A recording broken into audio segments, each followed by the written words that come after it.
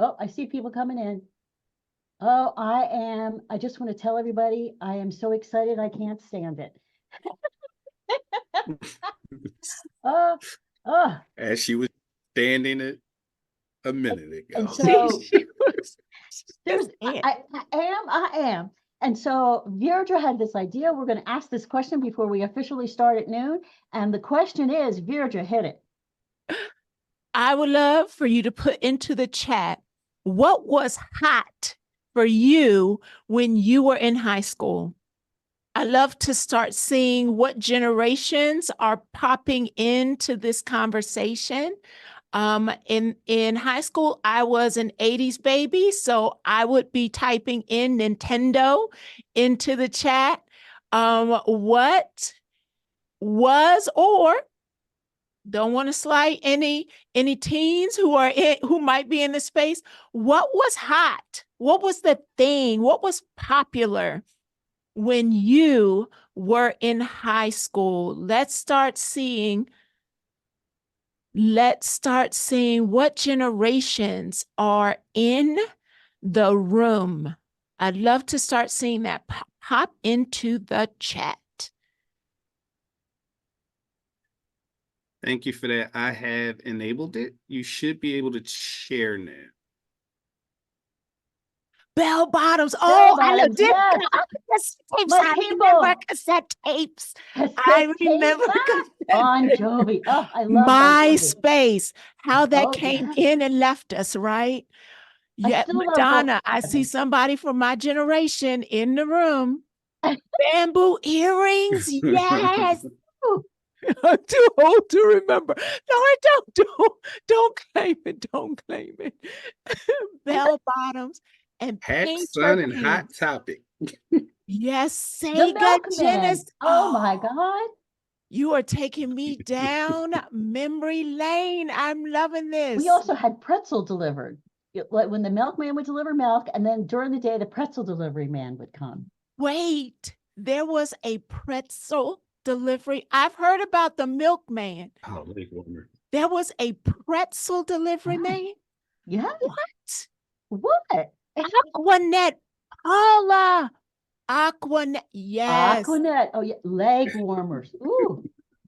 I had leg warmers in chips. every that color. Was what, we would get pretzels and Charlie's chips. Yes. Charlie's chips. What? Doctors made how? Wow. Oh, that's right. They did. Wow. We had a bread man for a while. Yeah. I remember Mr. Frosty's truck. Yes, indeed. Oh, Abercrombie and area with the flannel.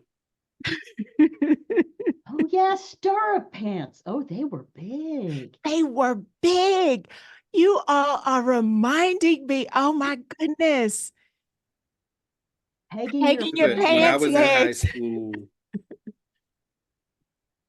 when I was in high school, the In Living Color was big on TV.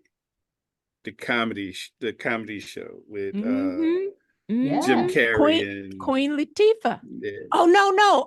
Well, the that was else? That was the show that predated Friends. Yes. That was the show that predated Friends. In Living Color was the Keenan Ivory Wayans comedy show. That's what I was trying. Yes, there it is. Selena said the Wayans. Yep. I was like, wait, what were the brothers' names? Mad TV. Marshall Bill. Marshall Bill. Fire Marshall Bill. He was a character that Jim Carrey played on In Living Color. Because that's where Jim Carrey got popular. Jim Carrey blew up from there. Yeah. And Martin, yep. Yes, indeed. I love this. Gunsmoke and Marshall Dillon. Oh God, I remember them. Wow, J-Lo in the Fly Girls. I remember sitting with my grandmother. Black and Purple white. Rain. Black and white. Before color. I remember that too. Before color. Andy Griffith. Now, Diana, I'm going to share something publicly. Uh-oh. I watch the Andy Griffin reruns regularly. I do. Today. Till this day, huh? Till this day. I will stop everything for Andy Griffith rerun every time. And she says, and leave it to Beaver.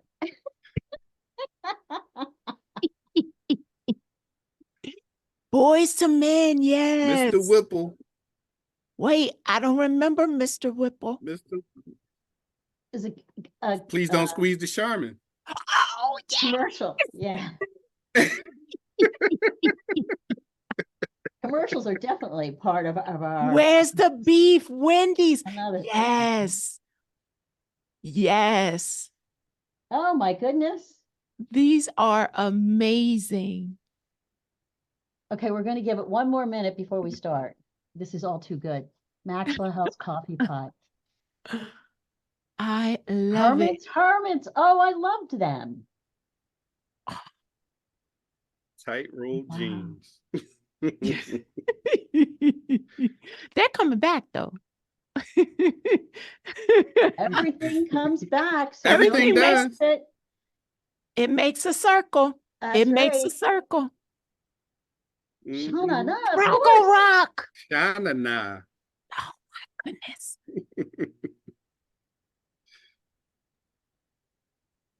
Yes. That was the Life commercial, right? With Mikey? Oh, The yeah. cereal? Yes. He likes it. He likes it.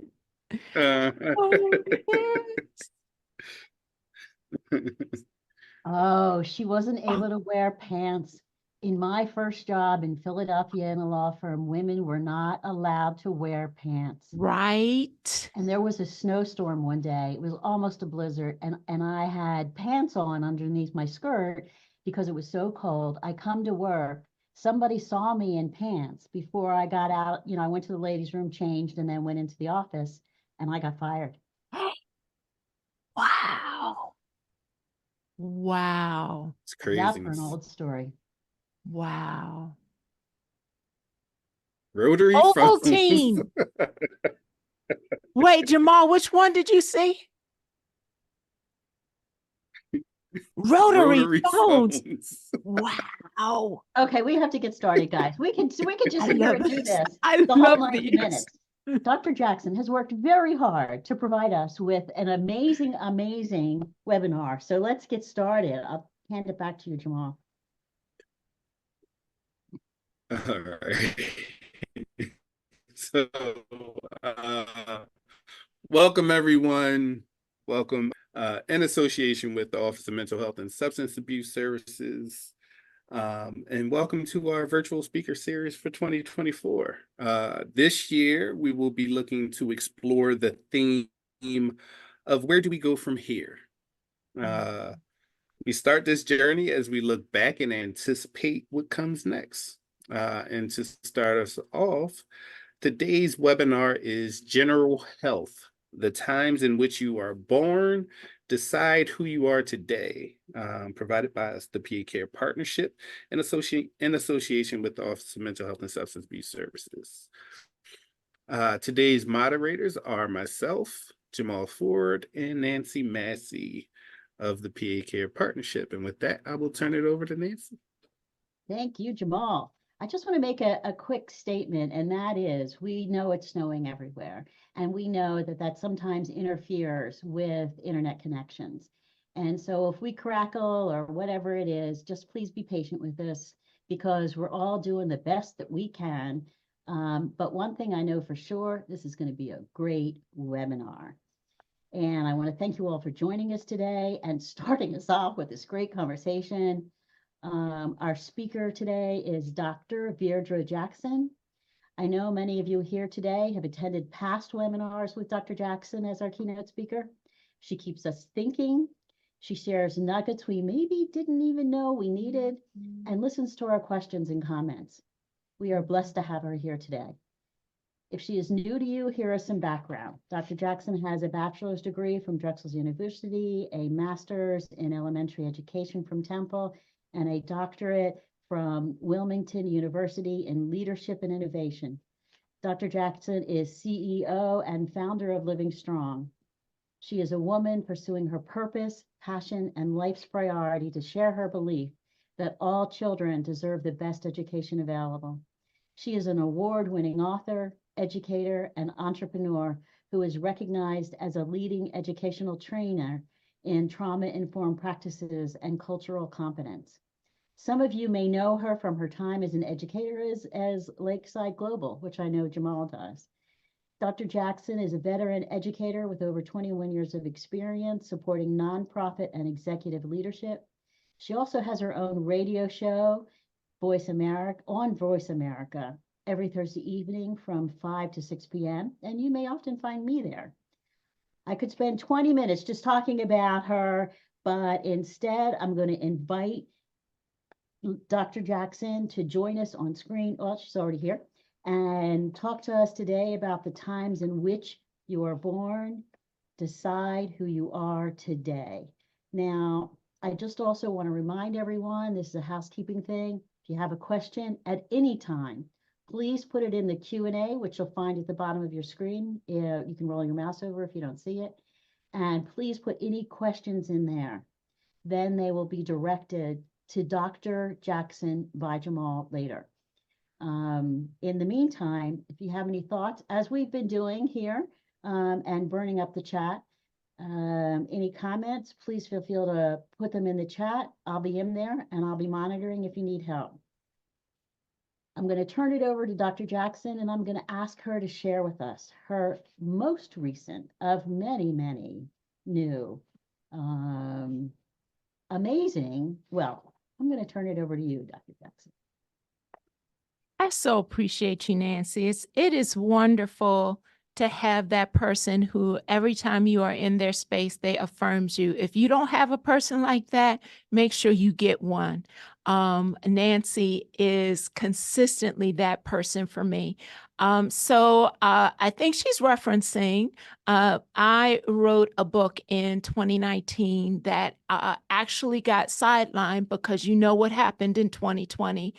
And I just relaunched it at the beginning of 2023. And in October of 2023, it won 2 silver awards for literary excellence by the Book Fest, which is an international platform that reviews and provides a platform for authors. And then following that, in December, it was also selected to be featured in Times Square on the NASDAQ board.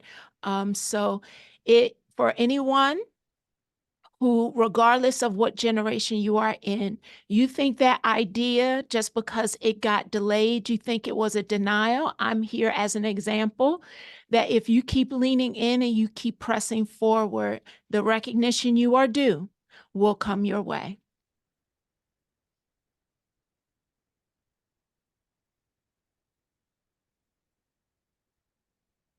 Can I jump in?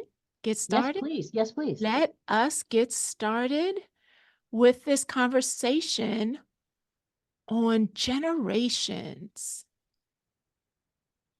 So, in talking about and understanding the power of generations and what we have been through, starting in our earliest years and understanding that the residue of those experiences can, in many ways, in unconscious ways, impact us, not only in our behavior, but in some respects in our identity.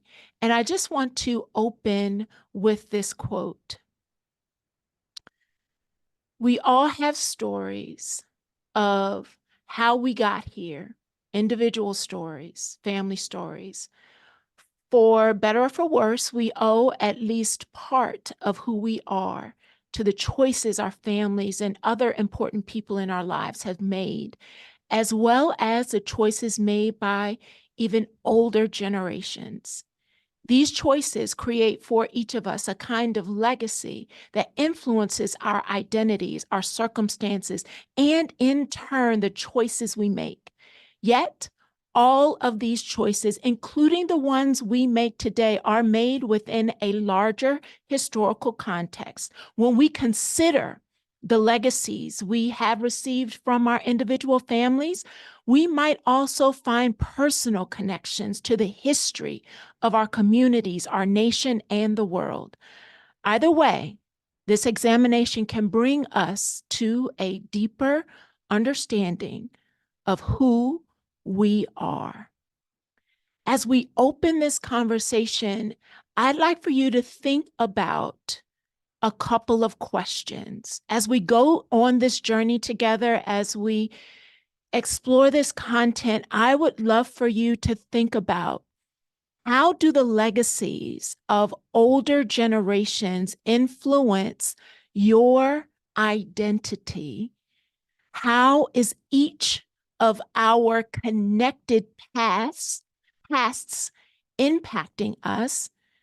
How has history influenced who each of us is today? And how does our past impact how we see one another in the lives, in the circumstances, and in the stories we create? For me, a huge word that echoes in this quote as you continue to look at it and allow it to wash over you on the screen, a powerful word for me is legacy. And I don't know if you're like me, but I don't actually like, oh, a minute, not quite sure why we went backwards instead of forwards. I don't particularly like to throw things away. Now, I'm not talking about chairs or an old pair of pants that actually don't fit anymore. I mean things that I've collected, scraps or objects from all sorts of experiences and events that I've had over time. In the chat, I'd love for you to think about an item from your past that you might still be holding on to, or something that is in your memory bank. In the chat, I'd love for you to share a tangible item that you have or you have had that connects to your personal history, your family. CDs, oh, I love these. Yes, I love this participation. When you think about what you're putting into the chat, that tangible item that's connected to something personal, that's tied to your family, your history, and you declare it in the chat, also think about, what does it mean for you? As you write it down, allow yourself to think about, what meaning does it have? When I consider this whole concept of legacy and how things have been passed down to us, they're not all just tangible items. Some of them are things that impact us internally. It's not so much that I don't want to throw it away because I don't want to get rid of the item. It's not so much the fear of letting the thing itself go, but rather it's a fear of losing whatever time or memory the object has that's significant for me. Oh, your participation is fire. Keep it coming. Declare it for yourself in this moment. What is something that is tied to something that's important to you, that's from your family history? When we think about why we don't want to get rid of those things, it's not always just about the old tattered item or the worn down element from our past. It's what it means, what it represents. And somehow, sometimes we don't want to get rid of it because it may also signify that we are somehow getting rid of that moment. Although part of me is glad that I don't have to actually stay tied to who I was 3 years ago or 10 years ago, if I'm honest, part of me actually rebels against the displacing and replacing of memories that are tied to my identity. Stuff from our past is important to us because it's not just stuff. It's part of who we are. And this James Baldwin quote just resonates with my soul in this conversation around generations. History is not the past. It is the present. We carry our history with us. We are our history. In the chat, what does this quote say to you? In what ways might the past still be present with us? Take a look at the quote. Just let it resonate with you. What does it say to you? Put it into the chat. History is not the past. It is the present. We carry our history with us. We are our history. What does this quote say to you? Oh, memories, trauma, attitude, influence. These are resilience, pain, strength. Wow, choices, connection, traditions, decisions, character, ancestries, human beings, experiences. Yes, yes, yes. When we think about the power of this quote, this image, every single person we meet is repeating a cycle of generational trauma or carrying the burden of breaking that cycle. I know oftentimes on this very platform, this conversation of trauma-informed approaches and care continues to carry forward. And I want to continue to kind of lay a blanket over this conversation when we talk about understanding generations and how sometimes we create barriers to our connection and our growth, but how we actually have an opportunity to make choices, staying authentic to who we are and what we bring with us from our stories. But if we really layer this conversation of trauma-informed approaches and integrate it with this conversation of understanding generations, trauma-informed care is a way of thinking and responding that acknowledges the fact that we must consider a person's past experiences, their hidden roles, and their trauma story to understand how these elements affect a person or a group's identity, culture, or survival in order to connect with them, treat them, communicate with them, and empower them, whether it's in work, it's in school, or just in life. It's important for us to understand that, yes, just one person within a story can experience abuse and the trauma that arises from it. In many instances, family trauma also can become cycles that are repeated through multiple generations. In this case, it is oftentimes referred to as generational trauma. If no one steps forward to break a cycle, generational trauma can continue in different forms indefinitely.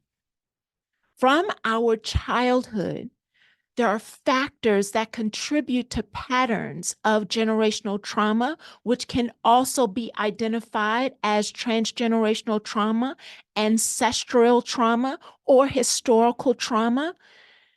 From our childhood, these patterns impact us, such as attachment issues that arise when parents are partially inaccessible because of the wounds from their past, the wounded legacy that is passed down that actually leads to their children having difficulty in actually forming healthy attachment bonds and relationships and establishing a sense of safety with their parent or their caregiver.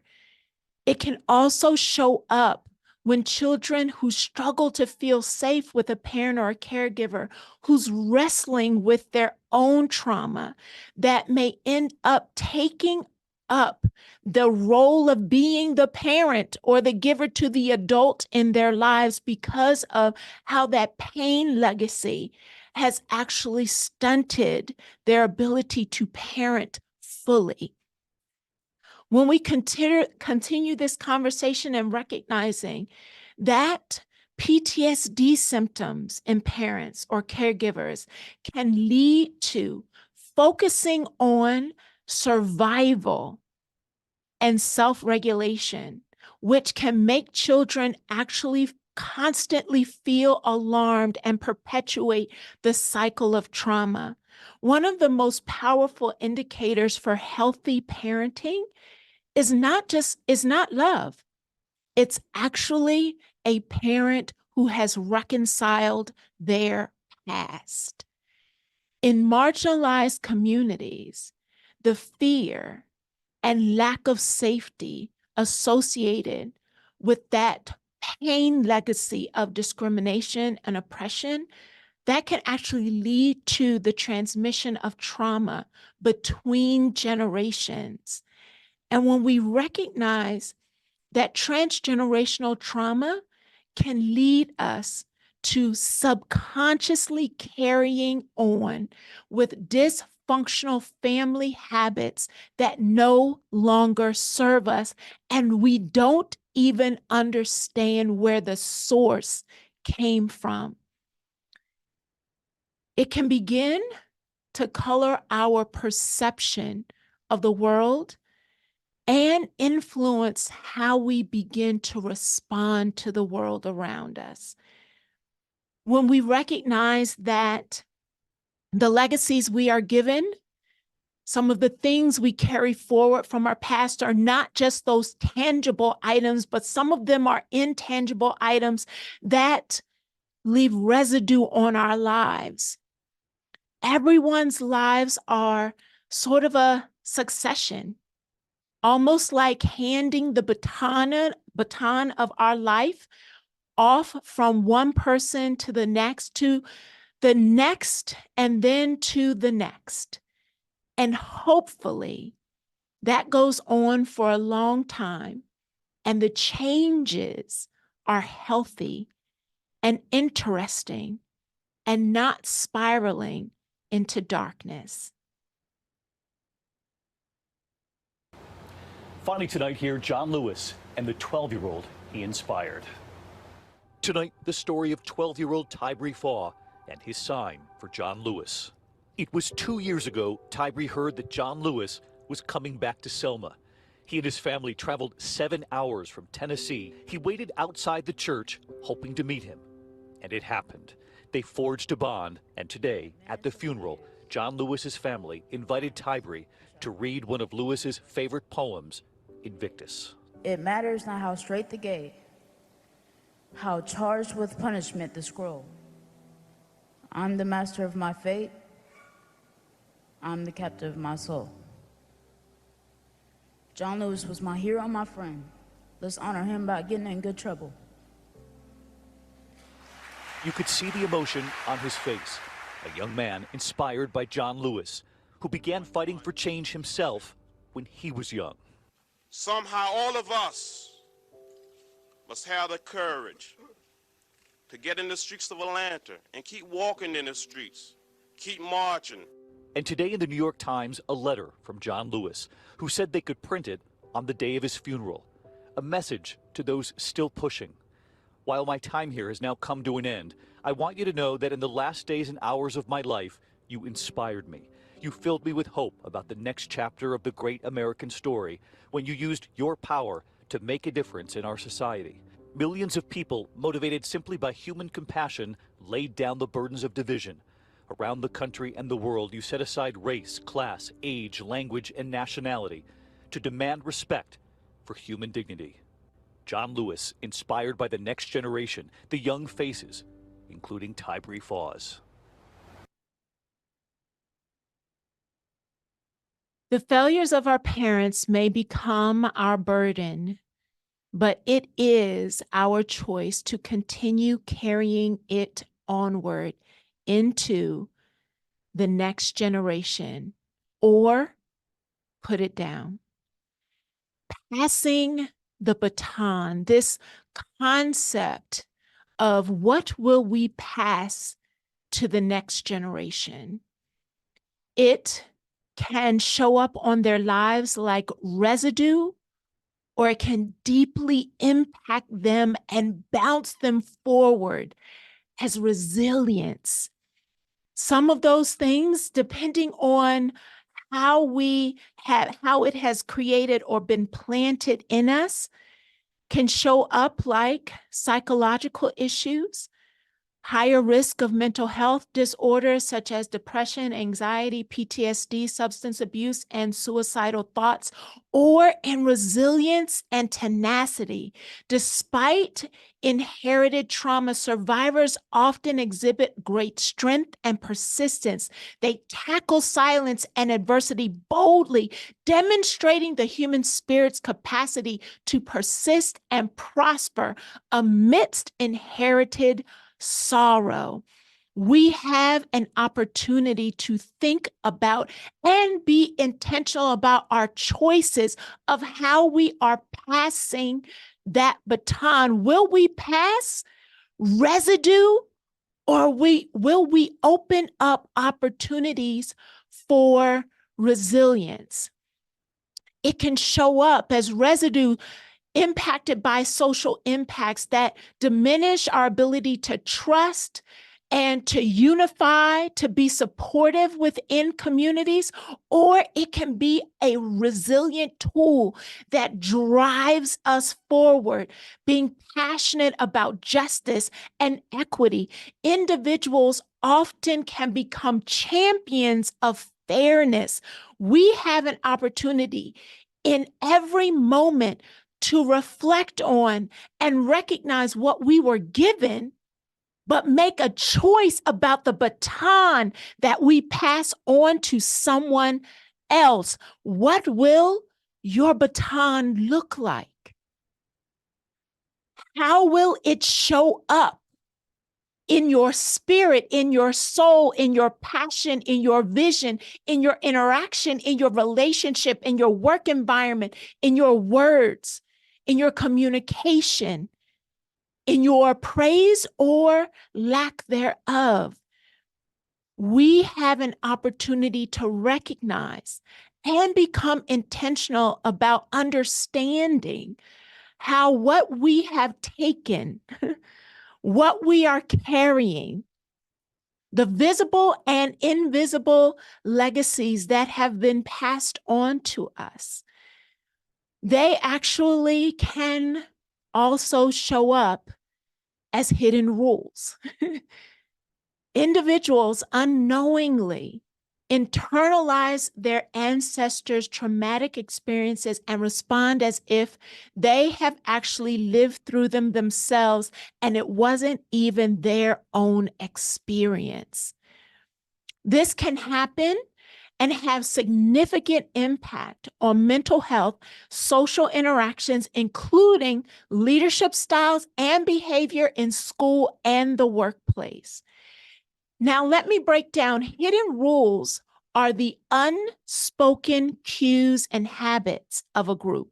Hidden rules come from the environment in which one was raised or lived. So now I want you to go back to that chat board, and I want you to think about what were some of the hidden rules you adopted from your childhood, and you are carrying them forward, and they show up.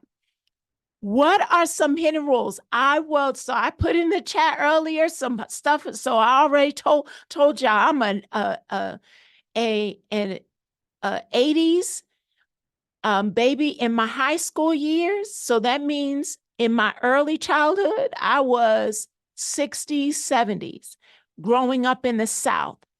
Hidden rule, you said yes, ma'am, and yes, sir, to everyone in the South as a child. You had to finish everything on your plate. If it was on your plate, you did not have an option. You had to finish it.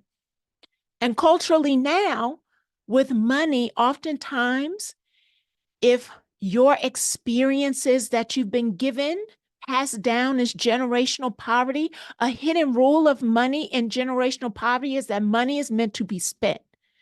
But your legacy in the middle class, a hidden rule in the middle class around money is money was meant to be saved. You are on fire. Thank you so much for adding all of these into the chat. These are amazing. I want you to put into the chat. Keep going. What are some hidden rules? They're not written anywhere, but if you cross them, whoa, baby. Those hidden rules, when we understand the power of hidden rules and how they impact relationships and interactions, children will learn hidden rules of survival in their environment simply by breathing. No flip chart lesson is needed. We will pick up on those survival hidden rules by just being in the environment. Hidden rules, understand, are not stereotypes and they're not generalizations. They come from learned behaviors and patterns of experiences. Hidden rules are easily broken because they're not written down. They're hidden. The big problem with hidden rules is that they're seldom articulated, but more importantly, if they are broken, they are often equated with someone's assumption about how intelligent somebody is. Sometimes it'll be attached to you don't even have common sense or you are lacking intelligence. If you break a hidden rule, assumptions come with that. But hidden rules are passed down from the experiences, and oftentimes each generation has their own set of hidden rules that we operate from, and we get offended when someone from another generation breaks those hidden rules. These are amazing. So when we recognize that every social situation has hidden rules or a range of social behavioral expectations that are implied while at the same time being understood by a majority of people. Hidden rules are not usually stated, as I shared earlier. They are not actually even explicitly taught. You pick them up by the experiences of watching. Oftentimes, when it's a survival hidden rule, you pick it up from watching and perceiving threat and danger. Most of us recognize when someone is or isn't following a hidden rule, and when what we say or do is unexpected, meaning when we break a hidden rule within a group, people feel uncomfortable and don't have good thoughts about the person who broke that hidden rule. And we ourselves begin to feel like we don't belong, or we're not connected, or we're not valued. So now In the chat, you shared some of your own personal hidden rules from your past, from homes, from legacies that were passed down from you. I want you to think about not even just you personally. Think about your generation. Two things you can put either into the chat. I want you to think about generationally, what are some hidden rules? I saw some of them mixed in there. I think Nancy said something along the lines that something around men being first, no crying in public. Think about your generation. What might have been a hidden rule? Yes, appropriate work attire. What happens in the family stays in the silent generation. Yes. Pull yourself up by the bootstraps. Baby boomers. Yes. Men not wearing braids. Yes. Girls should be nice. Corporal punch. All of these hidden rules. You've already begun to put some of them in the chat. Now think about in the work environment you're currently in, what might be a hidden rule? What's a hidden rule in the workplace? You should call, not text. Do not talk about your mental health issues in public. Ooh, women are emotional and respond as such. Powerful. Be respectful of others' feelings. Keep your texts and emails short. Avoid politics. Don't talk salary. All of these hidden rules. Now, if we think about the complexity, and I was sharing this with Jamal and Nancy before we came on air, those who are really diving deep into this generational work currently are talking about how for the first time, we are living in an era where all 5 generations are in the workforce at the same time. This is a really powerful era that we're in. Can you imagine what happens when these hidden rules begin to clash? When toes begin to get stepped on, when assumptions begin to happen, because this is common sense to me. Or don't you know, where'd you come from? Where'd you grow up? Or I'm going to show both my age and where I grew up. We talked about home training a lot in the South. Right? So we make these assumptions, but how many of these assumptions are actually born out of hidden rules that aren't written, but are coming out of our generational experiences? It may show up as internal conversations, but it's not one-sided. There are 2 sides of this coin.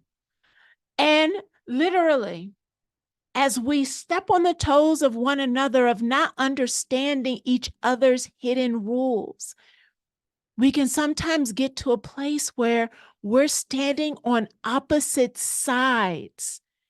We are adversaries. We are creating barriers. We are disconnecting. We're not actually seeing one another. And we're allowing generational assumptions to keep us from passing the baton. The power of understanding hidden rules actually help us navigate different and difficult situations. When we begin to lean in, using them skillfully can help build resources. Knowing and understanding hidden rules means we can cultivate environments and begin to design programs more skillfully and respectfully. Hidden rules can be used to resolve conflicts. Hidden rules can help us understand the behaviors and points of views of others. It can help us reduce assumptions. Hidden rules, understanding hidden rules can help us understand our own behaviors and values so that we can become intentional about what's getting in the way of my baton pass, so that I'm not repeating patterns that are unhealthy and no longer serve me or the direction our culture can take. But recognizing this is an opportunity for us to be better connected with ourselves. What if we leaned into legacy, a legacy of healing, of connection and growth? What if instead of labeling wounds, perpetuating unresolved cycles, or transferring emotionally limiting beliefs, we co-created an opportunity to understand that our behaviors, reactions, triggers, motivations are different depending on times that we lived in, grew up in, experiences that we had, legacies that were given to us, circumstances that shaped who we believe we are and what's important to us? What if we stopped the labeling and perpetuating and leaned into healing, connecting, and growing? But as I said in that very last bullet point at the end of the previous slide, that's going to require us to look at us. What if we intentionally, momentarily, periodically had a timeout? A moment of thought is often worth more than an hour of talk, especially if we are a leader. Recently, Nancy mentioned this. I have a talk show. It is a live broadcast, and it's broadcast in about 75 countries now. We have a thumbprint in 75 countries around the world, and we just hit 100,000 views and listens in 2023. And we launched our first segment in 2024 on January 4th with Kalila Lyons. She was featured in Mogul magazine as one of the top 100 DEI leaders in the country. And so she was on the show, and she gave all of us a challenge for the month of January. If you'd like to hear the whole episode, you can use the QR code on the screen. And it'll take you directly to the episode to listen to the replay. But the power of her conversation was, what if we stopped trying to get on the A-list? Chasing our achievements, our credentials, and our accolades, that oftentimes if we stay so wedded to those things, when any of those things fall away, get interrupted, or disrupted, we lose sight of who we are as human beings. What if we weren't trying so hard to be perfect and hit the A list, that we actually focus more on being on the B list? If we're going to do the introspective work of looking at ourselves and becoming really intentional on who I will be as I pass that baton, what if we desired to pursue the B list, which means to explore the layers of experiences and what they actually mean for you. Pay attention and be mindful of what you're actually experiencing. What's coming up for you that comes with ease, and what is uncomfortable, when we begin to lean in, we then can begin to unpack what hidden rules am I making an assumption from, and is creating a disconnect and a disruption to the opportunity for me to be a baton passer, a legacy builder that is effective and co-creating environments and relationships that are thriving in growth. When we look at her B list, she challenges us to think about not just what you're going to do, but who are you going to be in 2024. Take note of her B list are all Bs. We are all going to have bumps.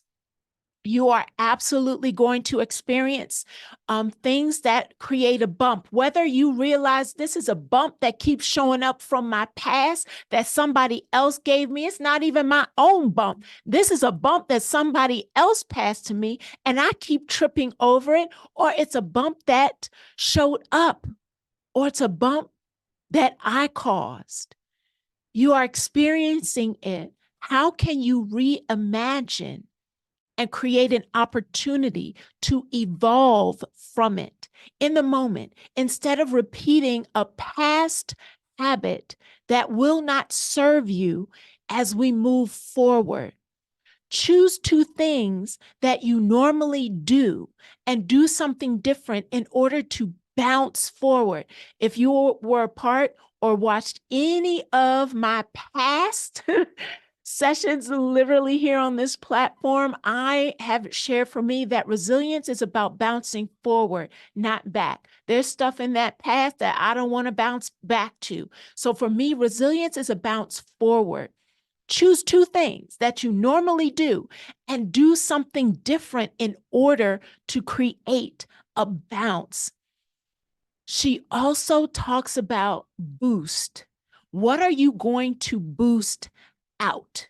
It is no longer serving you, so boost it out of your life. And what are you going to boost in? You need to do more of this in order for you to show up in strength as you're passing a legacy to someone else.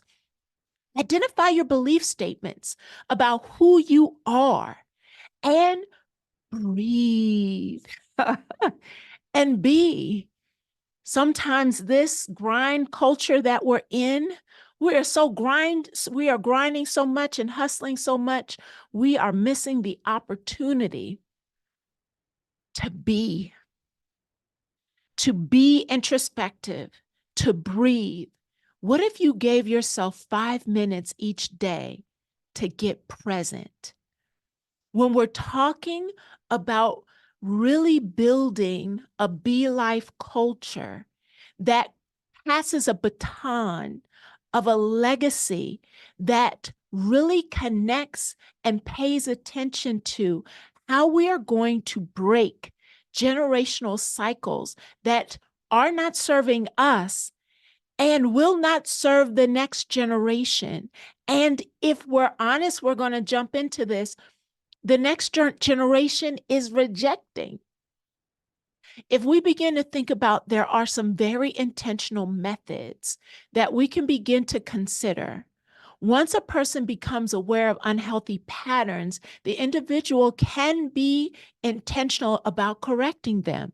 You actually have a superpower called metacognition.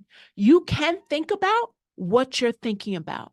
What if we pause and said, what sort of parenting did you have as a child that is not serving you now as a parent, but you're beginning to show up, it's beginning to show up in the current way you're parenting?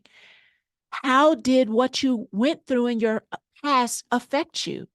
Did you notice yourself repeating anything that you did not prefer as a child and now you're passing it on?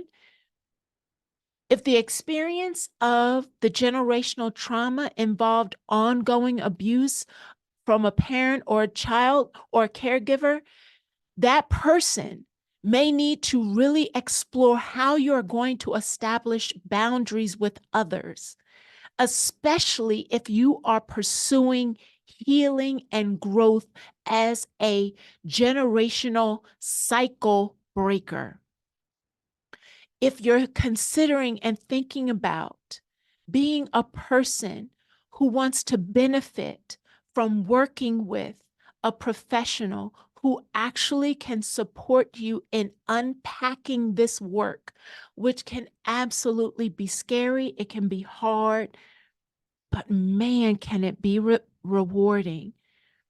It may be an opportunity for you to pursue a professional who is trained in internal family systems therapy, who can actually begin to help you unpack those dysfunctional behaviors and patterns within family systems so that you do not carry forward anything that you know will not be an inheritance of health and wealth to someone else.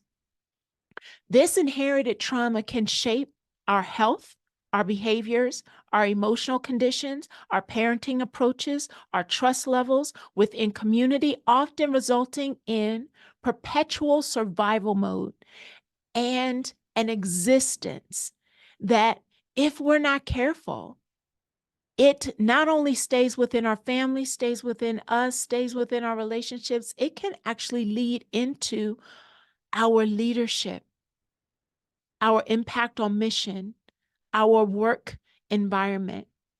Identifying the signs of generational trauma and understanding its influence on leadership and the workplace. Recognizing generational trauma can be complex as it often manifests subtly and subconsciously. That's why we have to be willing to do the internal work. As leaders, to truly understand its influence, we must embark on a journey of introspection, exploring our own history and how it's showing up today. We can recognize their influence, but we also have the power to transform them into sources of strength and empathy as we navigate our journey. Let's continue to break barriers, challenge prejudice, and uphold empathy and inclusivity in spaces that we occupy. The world events, economic conditions, trends, and cultural norms of each era have influenced how people of each generation think and behave. As I shared earlier, we are in a very powerful era where 5 generations are actually occupying the workforce at the same time. When we think about what this means, there are stereotypes that can begin to show up. Boomers are terrible with tech. Gen Xers hate everything. Millennials are entitled. When we think about and recognize that there are ranges of priorities and expectations and experiences that as employees, as members of teams, that we bring to the workplace, just as we should never stereotype based on race, ethnicity, gender, sexual orientation, we shouldn't stereotype by age or gender either. It's an opportunity for us to lean in and ask different questions, create acceptance and sensitivity. That should be at the foundation as we're building organizations around diversity, equity, inclusion, and belonging. For leaders, managers, educators, within peer-to-peer relationships, we have an opportunity in this moment in time to lean in to better understand and cultivate acceptance and sensitivity. We recognize that this also shows up in communication styles. Now, some of you put this in the chat, which was powerful. Some of you put this in the chat in different ways that we even show up in communication. We communicate dramatically different now from whether it's going to be a phone call, is it going to be a text, is it going to be in formal format, are we using slang?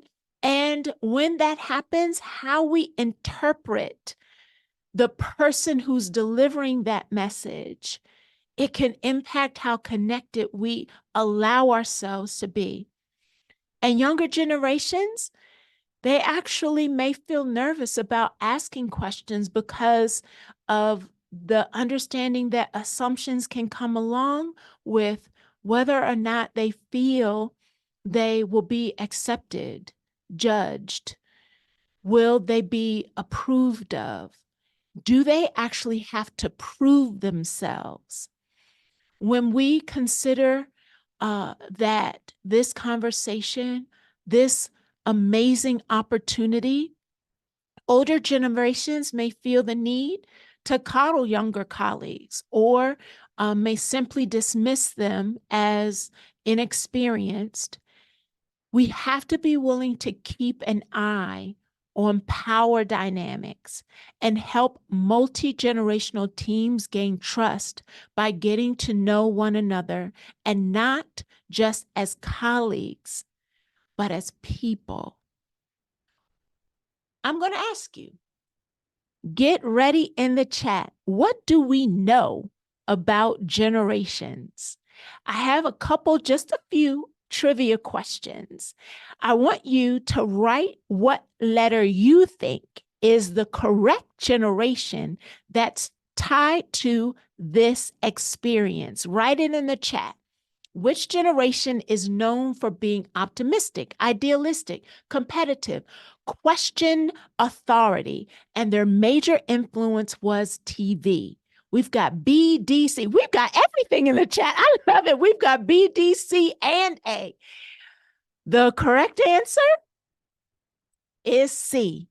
Baby boomers. This generation was born between 1946 to 1964. They grew up during a time of significant social and political change. They were optimistic about the future, had idealistic beliefs about making a positive impact on society. They were also competitive and questioned authority, often challenging traditional norms and values. The influence of television and the Vietnam War played a significant role in shaping their perspectives and their attitudes. Here's another one. Which generation is known for being realistic, globally concerned, having flexibility and recognition, and their major influence is technology, natural disasters, violence, and gangs? Put it in the chat. Which generation is this? We're kind of toggling between A and B, A and B, A and B, a lot of A and B back and forth. Well, it is A, Generation Y, which are also the millennials. 3, blank appreciate face-to-face conversations more. Which generation? Put it in the chat. D, D, C, C, and D. Somebody cheating. C, C, D, D, D, B, B. Okay. And it is C. Baby boomers grew up making phone calls, writing letters, solidifying strong interpersonal skills. 2 more. You rather make less money and have more time with your friends. Work-life balance is very important. Which generation would you most likely be from? A and B, we're toggling a lot between A and B. Put it in. Yes, keep it going. Yes. It is B. Generation X is known for searching for human dignity, individual freedom, the need for stability, love, tolerance, and human rights for all. Worldview is based on change, combating corruption, dictatorships, abuse, and AIDS. Last one. Why is it important to understand the different generations? A, Know that not everyone is automatically tuned with each other. Help to know innovative ways to capture and hold such diverse audiences. Yes, know goals, needs, belief systems, priorities, each group often shaped from their childhood experiences. You are picking up what I'm putting down. I see it in the chat. Yes, D, all of the above. These are core reasons why it's a powerful opportunity for us to lean in and understand generations. So I'm not going to read this grid for you. If you want to take out your phone and take a screenshot of it, when we talk about our experiences in our childhood that are passed down to us, that begin to shape how we view the world, our worldview of who we are and how we fit in the world.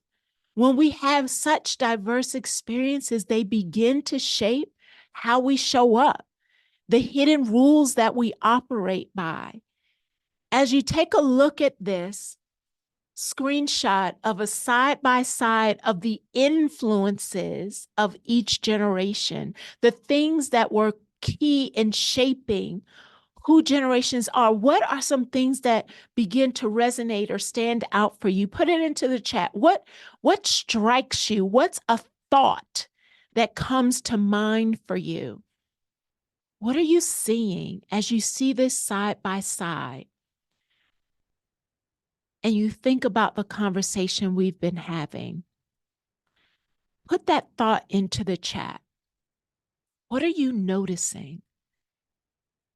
I think this can really help when it comes to approaching each new client to, not just the workplace. It really, truly, absolutely, when we get to a place that we are willing to lean in and listen and understand and recognize that we are coming from different experiences that are shaping and impacting. Yes, more technology use. If you watch how that technology influence shows up, I have a slide towards the end as we close out this conversation that really shows how technology and integrating that becomes so vitally important. The core values are changing dramatically. I picked up on that as well, Megan. I agree. Change in core. Yep. Every generation has their own journey. Yes. What if instead of taking sides, let's examine ways to strengthen and reconnect our communities? What if we didn't take sides? We began to make it a habit to check in regularly with one another, whether it's employees, whether it's clients, whether it's students, whether it's just the person down the hall. And be sure to make our check-ins not just about the work or the assignment or the problem, but actually about them, life. Today, after everything we have been through, people want to feel seen. And I'm not just talking about sight, seen, heard, understood, valued, and known, and safe. Yes, Eve, safe. People want to feel seen. And one of foundational tools to help people feel seen, it might sound odd because we as human beings don't do it well, is actually listening. But truly listening. See, there are 4 levels of listening. First level is just listening for information. When someone's talking with you, you're listening, you're getting the content, but that's only the first level because oftentimes the tone in which it's delivered will supersede what you retain, what you hold on to. When we are pursuing an opportunity to help people feel seen, we're pursuing level 3 and 4. Listen for the person. Listen, demonstrating that you care, that you see them, that you're leaning in, that they have your attention, that you're being present, and you're listening with the intent to understand, leaning in to understand. We have an opportunity as we're pursuing the opportunity to understand one another. It's easy for people from different backgrounds or age groups to have vastly different interpretations of the messages they're receiving. We have an opportunity to ensure that everyone understands different communication styles and how they can be misinterpreted. Begin to think about, what are people taking away from the interaction? What are they hungry for? Again, grab your devices, because I don't have time. Yep, I can go back. Mary, I will go back when we get to the end. I'll pop back to show you 3 and 4 again. When we think about, when we have baby boomers, Gen Xers, millennials, Gen Zers, and Generation Alpha taking up space together, what do you think might be some preferred communication styles? Drop it into the chat. What do you think might be some preferred communication styles? You can just pick a generation and put the preferred style next to it. Drop it into the chat. Gen Zers, texting. Put the generation in front of it and the communication style. Gen Y, face-to-face. Gen X, talking. Gen Z, texting. Boomers, face-to-face. Phone, yes, boomers, phone. 20s, something employees prefer. Oh, that was a good one. 20s employees prefer texting. You have nailed it. Different communication styles are showing up in different ways for different generations. So when we're thinking about how we can pursue understanding and getting our message across, it is not a one style fits all anymore. 5 generations in the workplace at the same time. It is not one prescription for everything. Recognize different generations consume and deliver communication different ways. How about how they prefer to be acknowledged or rewarded? Put the generation and how you think they prefer to be acknowledged or rewarded. Put it into the chat. Put the generation and the way you think they prefer to be acknowledged and rewarded. Drop it into the chat. Gen Zers money. Gen Zers with material things. Specific compliments. Money is showing up a lot. I think this is going to be interesting. This will be an interesting one based on what researchers are finding in this generational work. Wow, acknowledgement. Yeah. Show the person, boomers show appreciation. Gen Xers, actually free time. They don't want the team building activity where everybody has to go to the bowling alley together. They want free time. You want to reward them, give them their time back.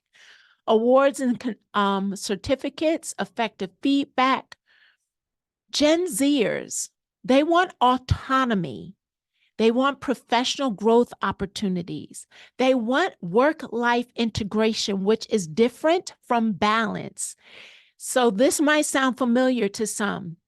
They want to just know that you give me the assignment, I will get it done. So it's about a 24-hour span. So yep, I might text on the workday because it's work-life integration. As long as I get the work done, there's not a specific time frame. And our Gen Alphas, now they're still developing digital badges. Now I'm going to move through the rest of these because I'm running out of time. But when we think about how they engage on teams, what do you know about the differences? in how they engage on teams. Didi, you asked about digital badges. So our generational alphas are actually, they're looking for affirmation and recognition in digital formats. So it's where, as we move into using AI, they're looking for even the acknowledgments to show up in a digital format. What do you notice about working in teams? How generationally they show up differently. And then last one, what stimulates them personally and professionally for growth? You notice how, as I shared at the top of this slide, why I shared this slide with you, and hopefully you'll take a snapshot of it, is as we are moving through this powerful opportunity with having 5 generations in the workforce at one time, it is not about doing it one way. If you want to reach multiple generations, recognize and lean into how they prefer to connect. But I also want you to be careful to not stereotype. Yes, there are baby boomers who are very tech savvy, and there are some millennials who actually don't want to operate remotely. And there's some Gen Zers who are not about the career path, but they actually are brand new parents.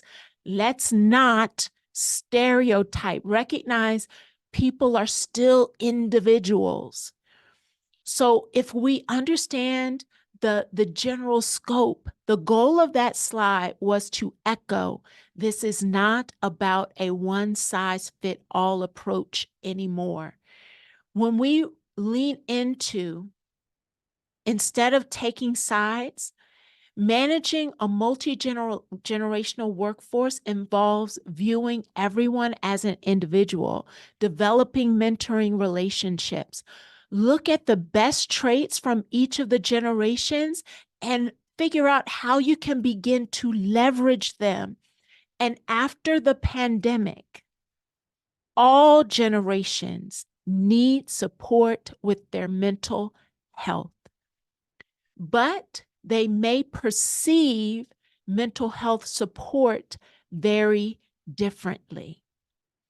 Baby boomers may view mental health as a private matter. Generation X may prefer self-reliance, thinking of innovations as too touchy-feely, and Generation Y or millennials significantly reduced stigma around mental health, so they're more open and vulnerable. Gen Zers have been exposed to this conversation and dialogue, so they are having open conversations around anxiety, depression, and trauma. But due to their age, they may limit work experience on how to navigate the work environment when they're having a mental health challenge. And generational alpha, they are still deeply in a work in progress, and they're going to need us to set the course and set the pace. Let's begin to recognize how we will normalize this dialogue. Avoid making assumptions. Do not rely on one size fits all. Reassure, especially our baby boomers, that mental health will not impact your career prospects. Treat sick days for mental health the same way as you treat physical illness. And with open communication, inclusive practices, confidentiality, anti-stigma training, and flexible accommodations, employers can demonstrate commitment to well-being across the generations. So in closing, How can you pass the baton from here? I'll open up for any questions, any feedback. Thank you, Wanda. I appreciate that feedback. Angela, oh, and I promised I would jump back to both 1 and 2 as we wait for kind of those questions to show up. So that was 1 and 2, if you want to take a snapshot of those. I really appreciate the feedback in the chat. Take a snapshot of those 2. And this is level 4, 3, and 4.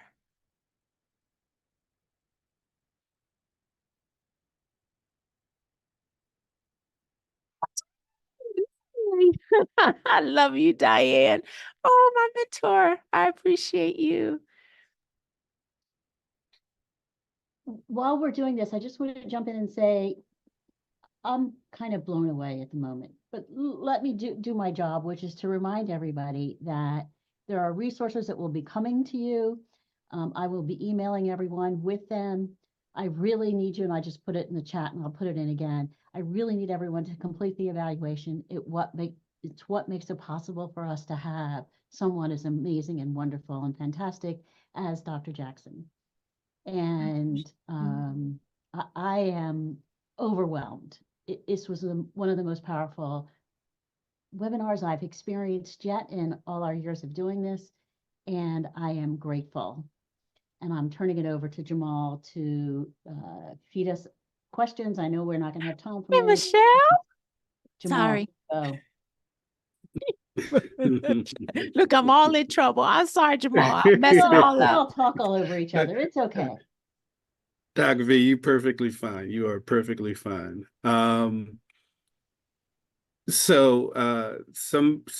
asked for the quote about trauma that had the cartoon girl on it from the start. Yep. That one? And we do. Yes, I think so. So we do have a few questions. Mary asks, who is the silent generation? Yes. Are They those, are. is it? Go ahead, Dr. V, I'm sorry. So silent generation is actually before boomers.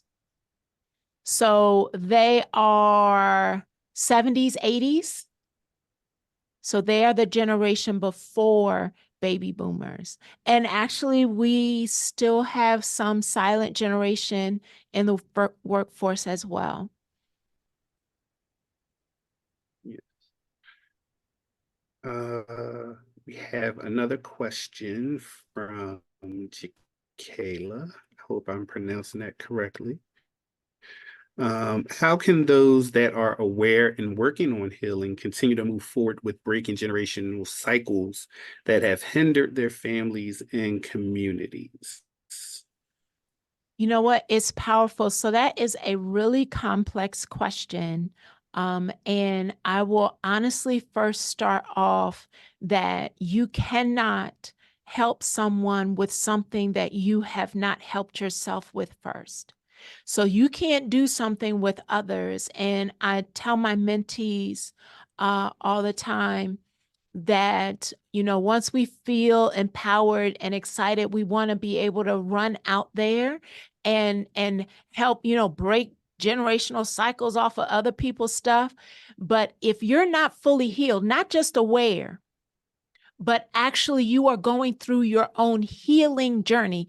And healing isn't a destination, it is a journey, but you are not, that wound isn't still an open, infected wound, but it is in the process of healing. It's a scar, the scab is forming. First, do that work, that introspective work first, And then when I think about conversations I've had with people around being willing to lean in and ask disruptive questions, that's a whole nother training. I'm running out of time, but begin to lean in on disruptive questions. Disruptive questions in and of themselves are you're asking a different question than what everyone else has always asked or is talking about.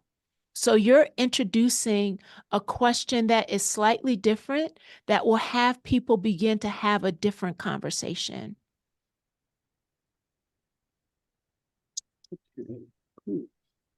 Megan, if you could expound on your question, because I'm not sure. I think you posted it during a specific part of the presentation.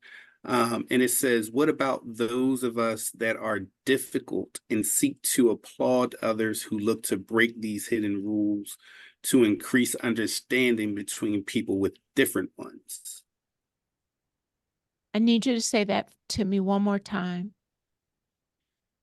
She said, what about those of us who are difficult and seek to applaud others who look to break these hidden rules to increase understanding between people with different ones? I'm trying to get a little bit more clarification. Okay. So I'm wondering if actually what I'm picking from that is it goes back to what I just talked about. Those people are oftentimes identified as disruptors, right? So they are, and I wouldn't call you difficult, I would call you brave, but recognizing don't be careless or malicious, right? So a disruptor is someone who actually wants to expose hidden rules and to bring them out into the open so that it offers more awareness so that you're able to see and begin to not keep them unspoken, but bring them to the surface.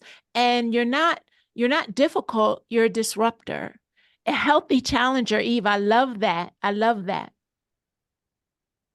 Awesome. Thank you. And our next question is from Corey. So how do we educate others who have the stereotypes of other generations or who stereotype other generations?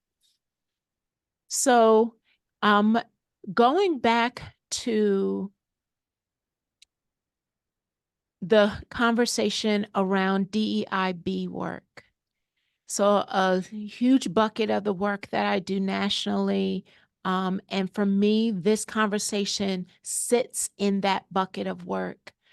And recognizing that when you are in the presence of an opportunity for you to be brave, in my DEIB sessions, I talk about it's not always the first conversation isn't about creating safe space. We hear that and it's so generalized now.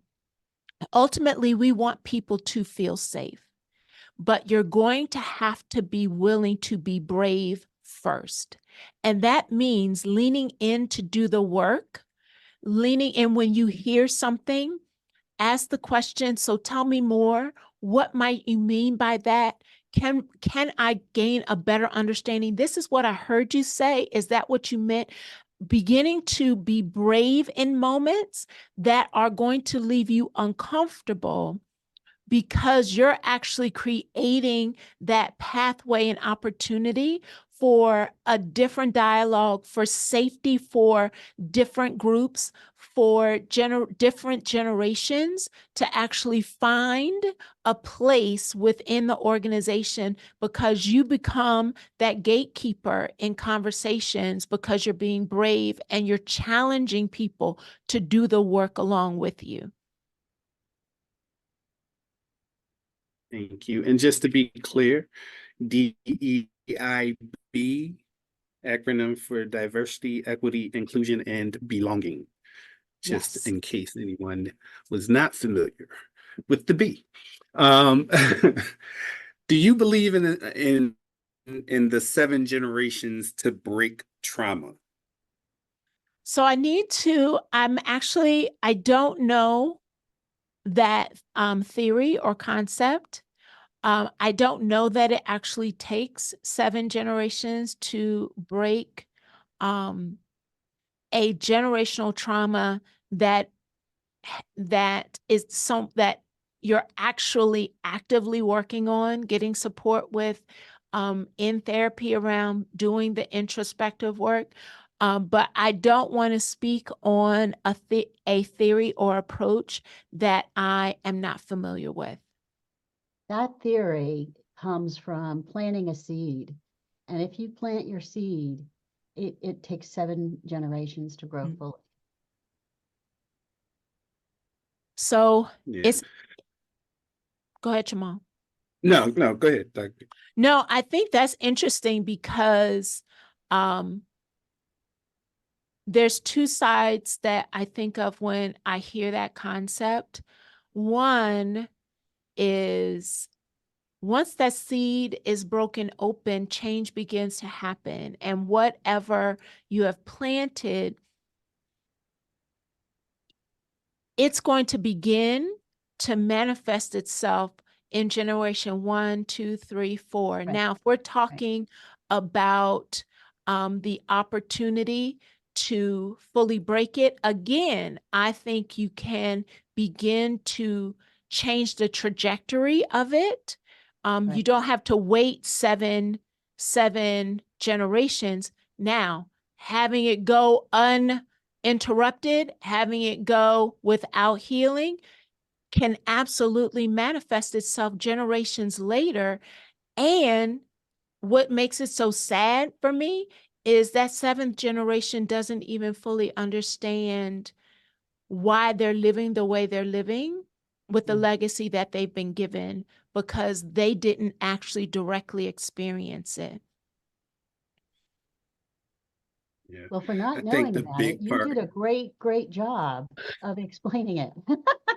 Yeah, and I was about to say, I think the big part of transforming anything is about planting that seed, right?